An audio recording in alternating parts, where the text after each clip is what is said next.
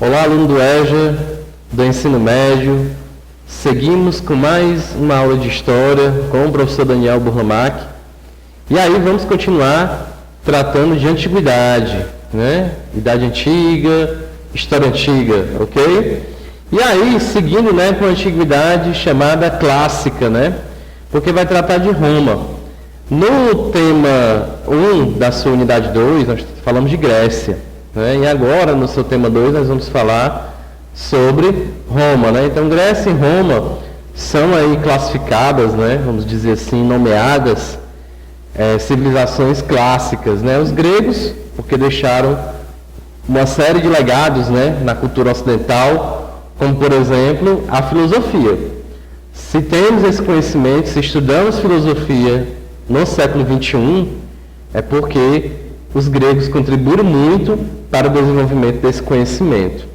E de Roma também nós vamos ver que nós temos uma série de legados, como por exemplo o próprio cristianismo, ok? Então, nós vamos aprofundar aí sobre Roma a partir da sua unidade 2, Cidadania, Império e Escravidão na Antiguidade. Com o tema 2, Roma, o imenso império na Antiguidade. Então, temos aí o seu slide de número 1, tá certo? Que vai começar a falar um pouco sobre a fundação de Roma. Então nós vamos ver aí que nós temos basicamente duas grandes explicações para a fundação de Roma.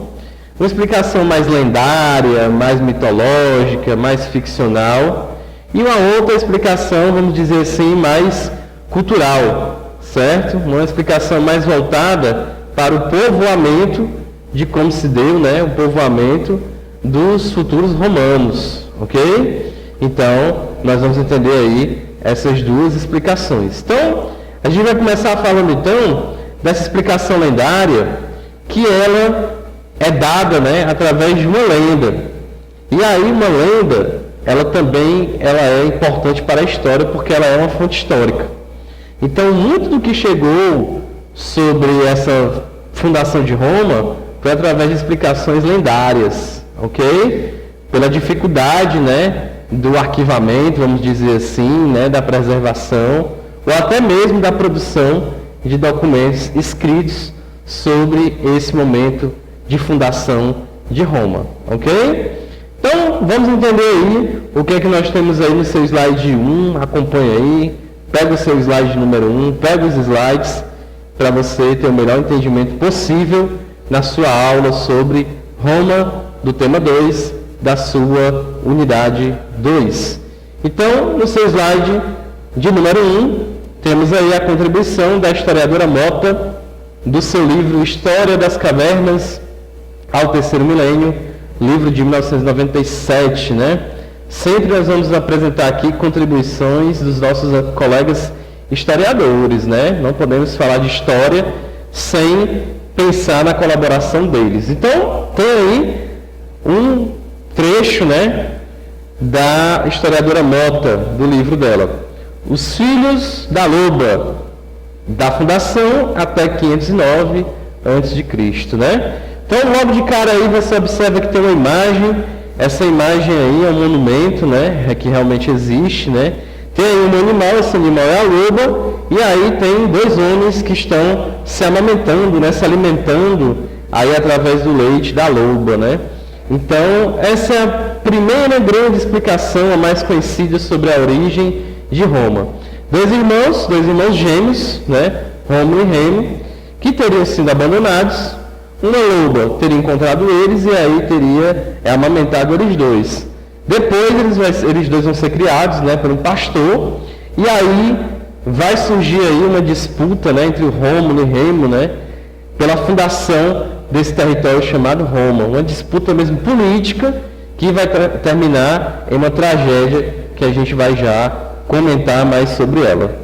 Então, a historiadora Mota fala pra gente, abre aspas, não existem documentos escritos acerca do período inicial da história de Roma.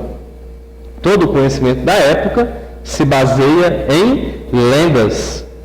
Roma foi fundada pelos gêmeos Rômulo e Remo, que foram criados por uma loba e governada por 7 reis. Então aí ela faz a observação dessa ausência, né, dessa carência de documentos escritos, a importância que a lenda traz, porque ela é uma forma de conhecimento, e a gente vai aqui esmiuçar, ver o que é que está por detrás aí das intenções dessas lendas, né, ou dessa lenda da fundação de Roma.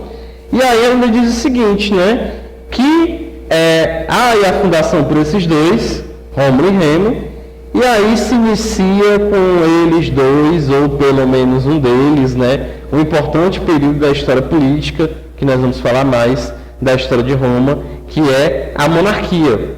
E aí ele fala aqui o seguinte, né, foram governados por 7 reis. A grande característica das monarquias, né, desde mesmo da antiguidade, aí o exemplo de Roma, é um governo caracterizado, né, que tem uma liderança, né, e essa liderança, ela é um rei. Ok? Vamos aí no seu slide número 2, continuando com a lenda da fundação de Roma. Aí você observa que eu coloquei uma imagem, né, aí mais um desenho, né, para a gente tentar se imaginar, quando a gente escuta essa, vamos dizer assim, essa historinha, essa lenda da fundação de Roma, como é que seria essa imagem na nossa cabeça, né? Seria exatamente mais ou menos isso daí, né? Duas crianças, né, que é o Rômulo e o Remo, sendo amamentados aí por uma loba, né, que aparentemente está feliz, né, está tranquila, está como se estivesse aqui no papel de mãe mesmo deles dois, né. Então é um desenho mais imaginativo, né, baseado naquele monumento que realmente existe para a gente. Então, lá vem a contribuição do nosso colega historiador Dalal, do seu livro A Compacta História do Mundo, de 2017. Abre aspas, o Dalal fala aí pra gente. Segundo a mitologia, os gêmeos Rômulo e Remo, filhos de Marte, o deus da guerra, foram abandonados depois do nascimento, mas resgatados e criados por uma loba. Posteriormente, teriam sido adotados por um pastor. Rômulo cresceu e fundou a cidade de Roma em 753 AEC. AEC, o Dalal, ele gosta de se referir dessa forma, antes da era cristã, né? Então, esse AEC é antes de Cristo. Esse AEC, na verdade, que o Dalal fala aí, né, é antes da era comum, como ele gosta de se referir. Seria a mesma coisa que antes de Cristo, seria a mesma coisa que AC, ok? É só uma questão mesmo de preferência e de nomenclatura, né? Dessa divisão aí, dessa periodização do Dalal, tá bom? Ao passo que Remo foi morto após uma briga, eu falei que ia ter uma tragédia nessa lenda aí. É exatamente isso que você está pensando, né? O Rômulo, ele entrou em conflito, né, com o irmão dele, o Remo, porque ambos queriam ser o primeiro rei de Roma, né? Tanto que quem vence a briga, né, é o Rômulo. Ele assassina o seu irmão Remo, segundo a lenda, né?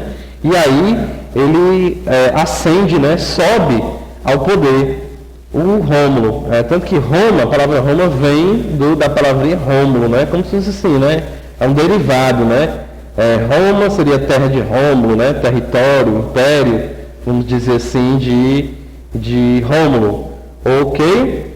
Então aí tá para você esses aspectos mais mitológicos, né, lendários, né? Aqui o Dalal já diz, né, já contribui dizendo que o Rômulo e Remo eles seriam filhos de Marte, o deus da guerra, né? Lembrar que boa parte da história dos romanos eles foram politeístas, ou seja, acreditavam em vários deuses, bem semelhante ao que aconteceu com os gregos. O monoteísmo em Roma ele só vai vir ao longo da sua história. Num primeiro momento, boa parte da sua história, os romanos eram politeístas, ok? Então esse filho de Marte, né, o deus da guerra, né? Os romanos eles tinham o deus correspondente com outro nome em relação aos gregos, né? Então eles aprenderam muito essa questão de mitologia também com os gregos. Mas aí nós vamos falar também, destacar aqui, quais então são as contribuições, quais são os legados na cultura, né, do mundo ocidental, dos romanos, como nós falamos lá no início da aula, né? Os romanos também são considerados fazendo parte da antiguidade clássica. Porque, como eu coloco aí para você, pelo menos 7 grandes contribuições, né, da cultura romana, melhor dizendo, né, do legado romano para a cultura do mundo ocidental. Essa citação aí que você acompanha comigo aí no slide 3, saiu do Guia do Estudante de 2015 de História, né? Era um manual que existia, vamos dizer assim, uma revista, né? Onde resumia lá os principais temas de Enem, de vestibulares, né? Essa revista ela existiu aí durante um certo tempo, já nos anos 2000. Então, lá no Guia do Estudante de 2015 veio aí essa contribuição. Abre aspas. A arquitetura, empregada para exaltar as glórias da nação, era a mais desenvolvida das artes, com destaque para a construção de aquedutos, estradas e pontes e edifícios de grande valor artístico, como o Coliseu e o Panteão de Roma. Idioma, o latim, que é a base de diversas línguas, como o português. O direito é o maior legado romano, base do atual sistema jurídico ocidental. Na literatura, merece menção o poeta Virgílio, autor de Eneida. Por fim, em relação à religião, a pregação de Jesus Cristo, nascido no Império Romano, deu origem ao cristianismo em 313. A religião cristã ganhou força e com Teodósio, imperador, né, romano, foi oficializada como religião do Império, o que permitiu o surgimento da poderosa Igreja Católica, né? Então veja bem, contribuições na arquitetura, na língua, né, com o latim, no direito, na literatura, na própria religião, né? Não só o monoteísmo com o cristianismo, mas também, se a gente conhece muito, a gente lembra muito sobre mitologia, sobre politeísmo, né, sobre deuses, também se deve tanto aos gregos, mas também como aos romanos, ok? Então, seguindo aí, no seu slide número 4, vem mais uma contribuição, porque vem uma expressão que ficou popular, vamos dizer assim, né, a política do pão e circo. É comum, né, a gente ouvir críticas, né, dos especialistas, né, ou até mesmo da sociedade em geral, falar que nós temos governos, seja ele no município, seja ele no estado, né, seja a nível federal, nós temos governos de pão e circo. Então essa expressão, ela existe até hoje, não é à toa. É porque os romanos já observavam, né, que eles viviam uma política de pão e circo. E afinal de contas, o que é essa política de pão e circo? Vamos entender aí com a contribuição do historiador Gilberto Coutrin, no seu livro História Global, Brasil Geral, de 99. Lá vem a contribuição do importante historiador Gilberto Coutrin, né? Essa explicação mais do que didática, né? Sua leitura de super acesso que o Gilberto Coutrin faz para a gente. Abre aspas aí, palavras do Coutrin. Roma foi constituída por muitos desocupados que viviam pelas ruas. As autoridades romanas distribuíam alimentos, periodicamente, o pão, e promoviam diversos espetáculos públicos, o circo. Assim, pão e circo era a fórmula utilizada para controlar o povo. Além das lutas de gladiadores, os romanos adoravam os espetáculos de circo e de teatro, né? Então, o pão aí, né, é uma metáfora, né, vamos dizer assim, essa distribuição de alimentos, né, alimentar o povo bem alimentado, o povo sem fome, pode ser um povo menos rebelde. Era mais ou menos essa visão que esses imperadores romanos tinham. Era necessário alimentar o povo. E era necessário também promover o entretenimento, distrair o povo, né? A distração aí, esses espetáculos públicos, né, que ele vai dizer o circo, né, a luta de gladiadores, né, o circo, o teatro, né, uma forma dos espetáculos chegarem para que entreter, deixa o povo entretido, né, nisso daí, deixa o povo distraído, empolgado com o espetáculo, né, que aí agradar o povo. E agradando o povo dessa forma, alimentando e com o espetáculo, é um povo menos atento às reais políticas, né, intenções dos poderosos romanos, né? E será que em pleno século XXI, daí falar no começo lá do slide 4, né, nós não vivemos políticas de pão e circo, né? políticas alienadoras, né? Será que a gente não está vivendo aí esses momentos que não é do ano passado, não é de uma década atrás, não é do século passado, isso já é de um bom tempo que a política brasileira, ela vive um verdadeiro momento de pão e circo, né? Essa daí que é a verdade. Então está aí mais um legado, né? Uma expressão da cultura, né? Da crítica política romana, presente aí no nosso século XXI. Vamos aí a explicações no quadro para a gente. Vamos às nossas explicações. Mais teoria e vamos seguir com teoria. Então, vamos seguindo aí com a nossa explicação, né, sobre o nosso tema Roma, o Império na Antiguidade. Então, aí você viu lá, né, no slide que nós colocamos aí um pouco sobre a origem de Roma, né, a origem mais lendária, né, que envolve aí Rômulo e Remo, né, e aí a gente viu lá a questão, né, da possível amamentação, né, que deu a sobrevivência ao Rômulo, ok? E o Remo, né? Aí você viu como terminou essa disputa, né? Então essa disputa aí, nas entrelinhas, né? Essa lenda, ela quer dizer a seguinte coisa, né? Como a origem, né, da sobrevivência, há uma luta aí pela sobrevivência, né, do povo romano. Como o guerreiro foi e sobrevivente eram os romanos, né? E mais aí essa lenda mostra, né, que foi a ascensão ao poder. Foi uma disputa política, né, que levou à morte aí de Remo, né? Então tá nas entrelinhas aí essa vamos dizer assim, essa temática da sobrevivência, né, do povo romano como herói, né? Alguém que vai ser alimentado, né, amamentado por uma loba, por um animal e vai sobreviver, né? Seria um povo realmente diferenciado, porque o Rômulo e Remo seriam esses primeiros ditos romanos, ok? Bom, mas nós temos aí também a questão do povoamento. Como é que se deu isso daí? Há uma explicação, né, que seria o povo romano, herdeiro, vamos dizer assim, né, os primeiros povos que povoaram a região que seria Roma, foram os italiotas.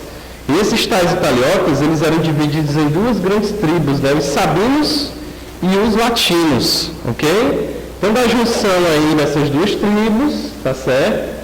Nós teríamos aí, né, os italiotas que teriam, né, dado a origem também aos romanos, através dessas duas tribos aí, né, os sabinos e os latinos. Isso lá em 2000 antes de Cristo. Então nós temos aí também um outro povo, né, seriam os etruscos, né. Esses aí, né, seriam mais ligados à origem do Rômulo, né.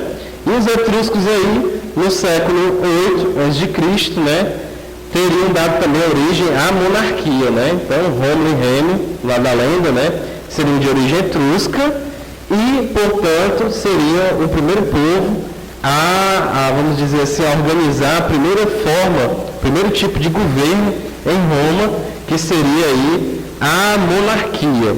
Falando de política romana, né, nós temos aí três grandes momentos da história política de Roma. A primeira é a monarquia, né, como nós falamos ali, né, o Rômulo, ele vai dar origem, né, a essa monarquia. A república e a fase mais conhecida, vamos dizer assim, é a fase do império, né? Por que é a mais conhecida? Porque é a fase que o cinema gosta mais de falar, né, os seriados, né, os documentários, então é a parte mais conhecida sobre a história de Roma, né? É o momento ali também do surgimento do cristianismo, né? Então tudo isso cristalizou, vamos dizer assim, né? Padronizou na nossa cabeça, mais esse aspecto imperial de Roma, tá ok? Mas há aí essas três fases, né? A monarquia de 753 a 509 a.C., né? Lembrando para você, essas datas, né, elas são em ordem decrescentes, né, é assim que se padroniza essa cronologia, né, sempre do maior para o menor, porque é AC antes de Cristo.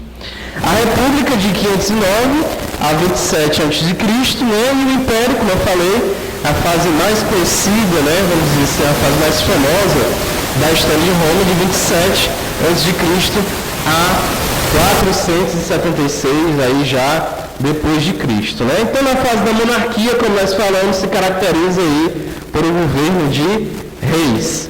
E aí teriam sido, nessa sequência que vai de 753 a 509 a.C., uma sequência de pelo menos 7 grandes reis. É nesse momento aí que a gente tem a formação de uma instituição política chamada Senado, a Cúria, que seria a Assembleia, ok? E aí nessa fase vai se estabelecendo, se definindo aí quais são os grupos sociais, né? Como estava organizada a sociedade romana. Nós temos aí um primeiro grupo, vamos dizer assim, chamado de patrícios, né? Os patrícios faziam parte do Senado, aqueles que supervisionavam, né, que o monarca, o rei estava fazendo, né? Votavam leis, propunham leis. Os patrícios faziam parte do Senado. Vamos dizer assim que era a camada com mais posse, né, com mais riquezas dentro aí da história de Roma, né? Da civilização romana. Nós temos aí os clientes, né, que eles eram, de certa forma, dependentes, né, dos patrícios, né? Eles trabalhavam na agricultura para os patrícios, né? Não eram escravos. Eles estavam mais presos à terra, mas eles não eram escravos, né? E aí eles deviam uma série de pagamentos, né, aos patrícios, né? Uma série de obrigações aos patrícios. Os plebeus, ok, que geralmente era uma camada de menor posse, ainda menos, né, do que os clientes, posse que a gente fala, né, de riquezas, né, que podiam ser romanos, nascidos em Roma, né, ou estrangeiros. Os plebeus também trabalhavam, né, na agricultura, eram também dependentes, vamos dizer assim, né, do seu trabalho prestado aos patrícios, né. Esses são os plebeus. E os escravos, né, é da fase da monarquia, da transição da monarquia para a república, que você vai ter a consolidação do sistema, o modo de produção escravista, né? Aquele modo de produção que diz que a riqueza é toda gerada em cima do trabalho escravo. Por quê? O escravo ele podia ser vendido, ele podia ser alugado, né? Se pagava dívidas, inclusive, né, com os escravos, né? Então esse modo de produção ele é escravista por isso, né? O escravo ele meio que vai ser uma espécie de moeda de troca, né? Vai gerar também acúmulo de riquezas, né? Porque tanto ele podia, como eu falei, ser vendido, alugado, né? Como ele também era uma mão de obra, ok? Então isso está na transição da monarquia para a república, vai se afirmando o modo de produção escravista, né? A principal forma de se tornar escravo lá em Roma Antiga também era pela dívida, né? Digo também porque a gente viu lá em assuntos anteriores, né? Na Grécia, a gente viu em assuntos lá como, por exemplo, também lá na Mesopotâmia, né? No Egito, a principal forma de se tornar escravo era ser escravo por dívida, ok? Mas aí, os plebeus, né? Aqui na fase da República, vão começar a lutar por direitos. Como é que eles eram a maior camada da sociedade e eles tinham menos direitos, né? Então aí os plebeus eles vão reivindicar durante essa fase aí da República e vão conquistar. Os plebeus também, vale lembrar, eles eram também a massa militar. Eram eles que iam para as linhas de frente de combate, né? Eram eles que iam lá sacrificar a vida em prol da proteção da monarquia, né? E da principal camada aí, vamos dizer assim, né? De maior posse dos patrícios. Então começa aí uma série de direitos. Eles começam a fazer greves, né? A não prestação do serviço militar, por exemplo, né? E aí vai surgir a lei das 12 tábuas. Botei aqui a palavra-chave, transparência. Até então, não haviam leis escritas, né? Às vezes era muito na base da oralidade, da fala. Então os plebeus dizem o seguinte: a gente precisa ter a palavra escrita para a gente fazer o quê? A cobrança dessa lei. Então eles conseguem aí a transparência, né, dessas leis através da lei das 12 tábuas, 450 a.C. Ainda dos plebeus, né, a lei canoneia, palavra-chave, matrimônio, casamento. Plebeu não podia casar com alguém lá dos patrícios, né? Então não podia haver o casamento entre esses dois grupos diferentes. Com a lei canoneia, em 445, o matrimônio então, entre plebeus e patrícios foi permitido. E aí, mais direitos, mais conquistas, né? A lei Nicinha, né? Que proibia aí abolir a escravidão por dívidas. Com essa lei, nem o plebeu mais poderia ser escravo por dívidas, ok? Ainda aí nesse momento da República, a gente tem as chamadas guerras púnicas, que era a disputa de Roma pelo mar Mediterrâneo, tá bom? Contra Cartago, né? Havia uma disputa aí, porque o mar Mediterrâneo era uma rota comercial importante. Então os romanos começam a enfrentar os cartagineses, né? Nessa disputa pelo mar Mediterrâneo, ok? E aí a gente tem, caminhando mais um pouco aí, né? Mais direitos, né? Pelas mais lutas sociais dentro da República, né? Com Tibério e Caio Graco, né? Eles eram tribunos da plebe, né? Ou seja, eles tinham voz, começaram a ter voz lá na Assembleia. E aí a grande luta deles era o quê? As reformas agrárias, ou seja, a divisão de terras, a melhor distribuição de terras possível, também entre os plebeus, isso para 133, 132 a.C. E aí, né, a fase que complementa aí a história de Roma é a fase, como eu falei, a mais famosa, que é a fase do Império. A fase mais famosa, né, que é a fase do Império, né? Então o Império se divide em Alto Império, com o Imperador Otávio, né? Isso é a grande característica, e a fase do Baixo Império, que a gente vai falar aqui. Bom, a grande característica desse momento chamado de Alto Império, com o Imperador Otávio, né, é o momento da Pax Romana, do latim traduzindo a paz romana, né? Porque, veja bem, você viu lá que a gente vivia lá em Roma a questão das guerras púnicas, as constantes disputas, né, dos plebeus, né, os grandes conflitos, né. Então esse momento é um momento em que Roma está mais preocupada em concentrar a sua organização interna, se consolidar o seu império.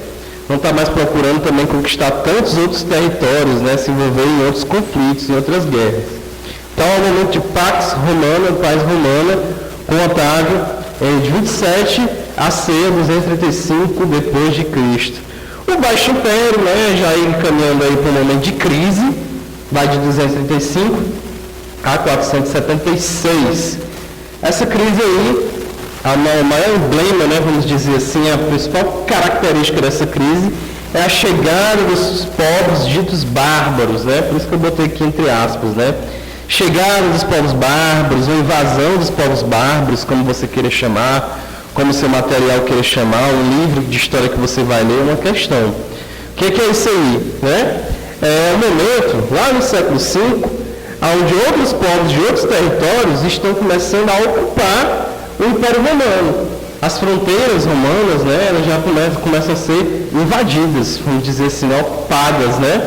E bárbaros, porque eram povos estranhos, né, estrangeiros, diferentes dos romanos, né? Tinham outros costumes, né? Na antiguidade, todo povo que era diferente, né, a cultura grega ou romana, era considerado bárbaro, né? Então tinha os visigodos, né, os ostrogodos. Na próxima hora a gente vai falar melhor um pouco sobre esses tais povos ditos bárbaros, né? Ok? Então, para conter essa crise aí, vai ocorrer a divisão do Império Romano, para poder tentar organizar melhor esse império. Né? Então esse império ele vai se dividir. O Império Romano do Ocidente, a sua capital vai ser Roma. O Império Romano do Oriente, a sua capital vai ser Constantinopla, né? Que a gente poderia localizar hoje como sendo a Turquia. Ok? Bom, e desse momento aí, para poder tentar segurar, né, vamos dizer assim, né, superar a crise, nós vamos ter o surgimento do cristianismo. Os cristãos, eles viviam sendo perseguidos há muito tempo. Por quê, né? Não se admitia um outro, vamos dizer assim, rei, uma outra autoridade que não fosse o imperador romano. Além disso, os romanos, eles eram politeístas, como foi dito no início da aula, durante boa parte da sua história. Eles acreditavam em vários deuses. Então não cabia muito na cabeça do homem romano, né, a admissão de um Deus único e de um Salvador, de um Messias. Mas aí, com o momento de crise, né, o cristianismo ele tentava fazer o quê? Né? Unificar, juntar mais essa sociedade. Foi aí que o cristianismo, através do imperador Constantino, em 313, com o documento Édito de Milão, estabeleceu, né, a livre crença nos preceitos cristãos, né, a livre liberdade e a ascensão aí do cristianismo, ok? Então isso aí também tem a ver com esse momento de crise do Império Romano, dessa confusão, né? Confusão e convulsão, né? Porque na verdade é um momento de transição. Então é um momento de confusão, desordem, né? E a convulsão mesmo porque não se sabia para onde estava caminhando a sociedade romana. A sociedade romana, com todos esses aspectos aí ditos da crise, ela, segundo os historiadores, estava encerrando a Idade Antiga, o fim da Idade Antiga, iniciando a Idade Média. Né? O marco aí, considerado por os historiadores mais tradicionais, é essa chegada dos povos bárbaros no século V, em 476. Então, muitos desses aspectos da política, da sociedade romana, né, até mesmo da cultura romana de uma forma geral, vai ajudar a formar a mentalidade medieval. Com o cristianismo, por exemplo, você vai ter aí a fundação e a ascensão da instituição chamada Igreja Católica, que vai dominar o pensamento teocêntrico durante a Idade Média, ok? Isso daí são os aspectos da Roma na Antiguidade. Vamos ver tudo isso aí em questões pra gente, vamos lá. Questões para você. Então vamos seguir aí com questões, né? Já questões da sua apostila, do bloco Desafio. Está no seu slide 5, né? Mas essa questão aí, ela está na sua página 72, tá bom? Questão do bloco Desafio. Vamos à resolução. A questão 01 diz: a religião da Roma Antiga era essencialmente politeísta. E o ritual mais importante era o culto ao imperador. Contudo, a partir do século I, muitos negavam a admitir seu caráter divino e por isso ameaçavam o Estado e passavam a ser perseguidos. Tratava-se, olha aí se você ficou atento aos aspectos da crise do Império Romano. Você já está observando aí a resolução, né? É o item B. Essa perseguição era dos primeiros cristãos, né? Os primeiros perseguidos, depois os futuros cristãos aceitos, né? Lá pelo imperador Otávio Augusto, tá ok? O imperador Otávio Augusto e o imperador Constantino vai aí favorecer esse livre cristianismo, vamos dizer assim, ok? Essa aceitação. Então a sua questão 01 é o seu item D, dos primeiros cristãos, ok? A sua questãozinha 2, a sua questãozinha de número 2, também da sua página 72, do bloco Desafio, está no seu slide 6, mas ela está aí na sua página 72 da sua apostila. Vamos aí. Durante a República Romana, a escravidão aumentou consideravelmente sua importância na sociedade e na economia, contribuindo para a crescente dependência da República Romana em relação à mão de obra escrava. A dependência da mão de obra escrava na República Romana devia-se ao quê? Né? Ou seja, de onde vinham esses escravos? Né? Muitos deles se tornavam escravos por pagamento de dívidas e outros, né, eram escravos porque eram prisioneiros de guerra. Então, qual a alternativa que melhor responde aí da onde vem essa dependência da mão de obra escrava na República Romana? Né, de onde ela advém? Responde melhor o que você está vendo aí já, a letra B.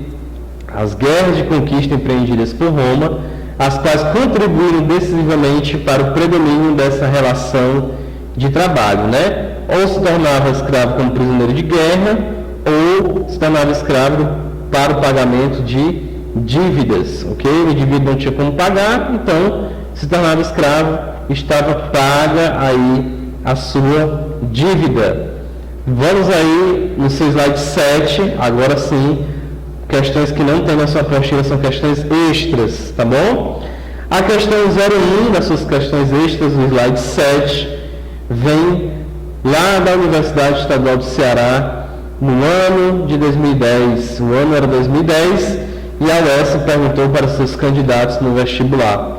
Entre os séculos 6 e 8, passaram a figurar no contexto histórico da Europa povos que até então estavam às margens, que eram conhecidos como bárbaros, germanos, francos, gregos, lombardos, hunos, etc.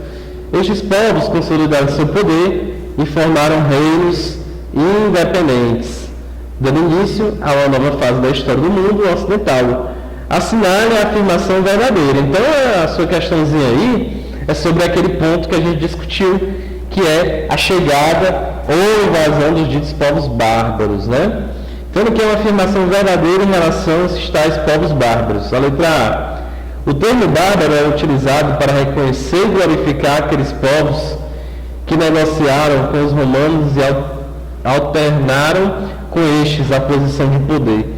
Primeiro, mantém-se a alternância de poder entre bárbaros, né, e romanos, e tampouco esse termo queria glorificar. Esse termo ele é depreciativo, né? Ele é negativo, bárbaro, né? Então a letra A está falsa. A letra B, a palavra bárbaro era empregada por gregos e romanos para delimitar o que para eles significavam povos não civilizados. Olha aí, interessante esse item, mas vamos ver o C. Os diferentes povos oriundos de locais geograficamente distantes se autodenominavam bárbaros, né? Não, eles não se denominavam. Os romanos e os gregos denominavam esses povos de bárbaros. A letra B. A denominação bárbaros foi empregada especificamente pelos historiadores para contrapor os romanos, né? Não, isso aí não é nomeação dos historiadores, né? Isso é a nomeação do tempo dos gregos e do próprio tempo dos romanos, né? Nomeado por eles, gregos e romanos, como eu falei já no item C. Então, melhor responde a questão 01 da UES, a letra B. A palavra bárbaros era empregada por gregos e romanos para delimitar o que para eles significavam povos não civilizados. Olha aí, a próxima questão é 02, no seu slide número 8. Foi durante o período da monarquia que a cidade de Roma foi constituída, dando origem posteriormente ao maior império da antiguidade. Sobre o mito de origem da cidade de Roma, é correto afirmar que mito ou lenda, né? A questão aí 2, que é uma questão lá do portal UOL, né? Eles gostam de colocar essas questões do exercício Brasil Escola, muito interessante, né? Foi tirado essa questão. Prefiro chamar de mito, mas você pode chamar a lenda da fundação de Roma. A letra A diz: foi fundada por Cícero e Tito Flávio, órfãos amamentados por uma cabra, né? Então ele brincou com a gente, né? Trocou qual era o animal, é uma loba, não uma cabra, né? E o nome também dos irmãos, ele brincou com a gente, trocou. Se ele brincou, ele está errado. A letra B, foi fundada pelos irmãos Tibério e Caio Graco, criados por uma loba. Esse Tibério e Caio Graco, eles até existiram, né? Eles eram os tribunos da plebe, fazendo parte da plebe, isso já lá já na monarquia, né, durante também a república. Está falso a letra B. A letra C foi fundada por Rômulo e Remo, abandonados do rio Tibre e amamentados por uma loba. Aí fechou. Verdadeiro o que diz o item C. Questão 02, o item C, porque a letra B também troca os nomes, né? E troca os nomes e diz que foi após as vitórias militares na Gália, né? Essas vitórias militares, Roma já tinha sido fundada há muito tempo. Portanto, questão 02, item C. Sua questão 03, no slide 9, Roma foi influenciada em sua formação por uma variedade de povos que habitavam a Península Itálica. Dentre as alternativas que seguem, quais dos povos listados abaixo não influenciaram a formação de Roma? Não influenciaram. A letra A, etruscos? Com certeza, né? Os etruscos, lembra lá que o Rômulo e o Remo, de acordo com a lenda, eles são de origem etruscas. A letra A está correta, mas ele quer o errado, a gente não marca. A letra B, gregos. Os gregos também influenciaram sim a formação, né, dos romanos, com certeza. A letra C, os sabinos, com certeza, né? Os sabinos, eles são de origem italiota, é uma das tribos, né? A letra D, persas, olha aí, né? Aí ele já não realmente influencia. Está errado aí a letra D, ele quer que a gente fique o errado. É a letra D, persas. A letra E, latinos, também era uma das tribos italiotas, né? Portanto, se ele quer errado, questão 03, o item D, que está no seu slide 9, acompanha os seus slides. Questãozinha 04, aí a gente vai encerrando com a questão 04, que é uma questão do Enem de 2016. Veja como o Exame Nacional do Ensino Médio, lá no ano de 2016, apresentou Roma para os seus candidatos. A Lei das 12 Tábuas, de meados do século V a.C., fixou por escrito um velho direito costumeiro no relativo às dívidas não pagas. O Código permitia, em última análise, matar o devedor ou vender como escravo do outro lado do Tibre, isto é, fora do território de Roma. Está no livro lá do Silvio Flammarion Cardoso, O Trabalho Compulsório na Antiguidade. Historiador, especialista aí em história antiga, né? O Cardoso. Mas a questão do Enem diz, a referida lei das 12 tábuas, lembra lá? A lei das 12 tábuas, lá na nossa teoria, foi um marco na luta por direitos da Roma Antiga, pois possibilitou que os plebeus, olha aí, né? Essa lei das 12 tábuas, como você viu, eu coloquei lá a palavra-chave na lousa, a transparência. Ou seja, é uma lei, mas ela precisa estar escrita, para que esse plebeu consiga fazer o quê? Né? Se basear na lei, reivindicar os seus direitos a partir da lei escrita. Veja, você já está respondido aí, né? O item é reivindicar essas mudanças sociais com base no conhecimento das leis, do tipo escrita. Então, essa aí é a grande marca, né, da lei das 12 tábuas, né? É reconhecer uma lei que está escrita, não está só na oralidade.